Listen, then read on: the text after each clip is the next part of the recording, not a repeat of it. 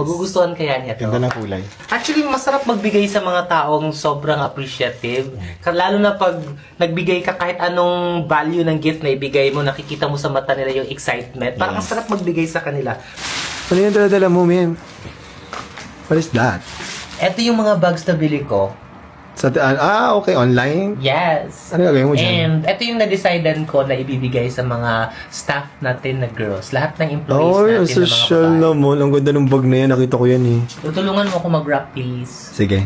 Okay, let's go. Dito na tayo Alam mo yung t-shirts? Ano t-shirt? Para T-shirt. naman sa mga lalaki yung mga t-shirts. Okay. Sige. So, ito na nga mga hobby bees. It's 2 a.m. Hi, baby! Hi. Alas 2 na ng madaling araw. And ngayon pa lang kami nagkapanahon na mag-ayos. Yan yung mga Noche Buena package na hinahanda. Anong mga laman yan? Yung mga pang Noche Buena, no? Yes. Meron akong spaghetti. And Tapos, et cetera, et cetera. Ang dami. I think matutuwa sila niyan. Sana. Oh, more than 500 pesos worth na Noche Buena. Hindi talaga kasyang 500. Hindi talaga kasyang 500. Ano to? Talaga kasya 500. Lahat ng employees namin, we know them very well. So, I handpicked each and every gift and bag based on the personality ng pagkakakilala namin sa aming mga staff. So, for example, I think si Wen, magugustuhan niya tong, Ganda. diba? It's so nice. I like the Yeah. pattern. Diba? Yes. It's so nice. Ito yung ating pink na bucket bag. Ganda. Sa personality ni Wen, based sa anong lagi niyang sinusuot, anong mga hilig niya na kulay. So, I think she will like this pink bucket bag. Si Princess Vire, si Tet, yung nag-handle ng aming mga resellers, lagi ko siya nakikitang nagsusuot ng mga brown. So, I think she will like this kind of bag. You think she will like this? Yes, it's very nice. Magugustuhan kaya niya to? Ganda ng kulay. Ma-appreciate niya?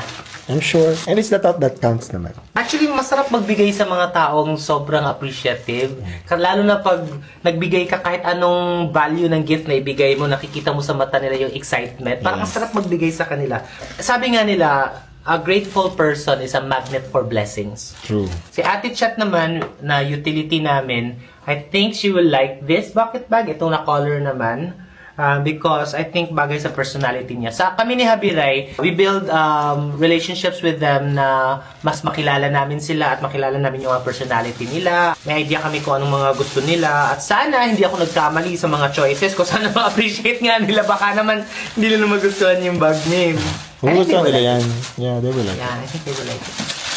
Ito naman yung mga gift ko for the boys. Kasi syempre, hindi naman bagang bibili ko sa boys unless gusto natin silang gawing bading.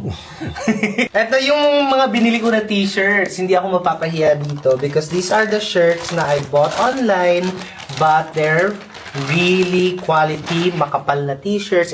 Stonewash shirts that I really like. Ganda.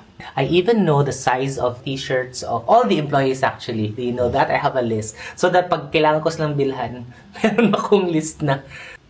Merry Christmas! Merry Christmas!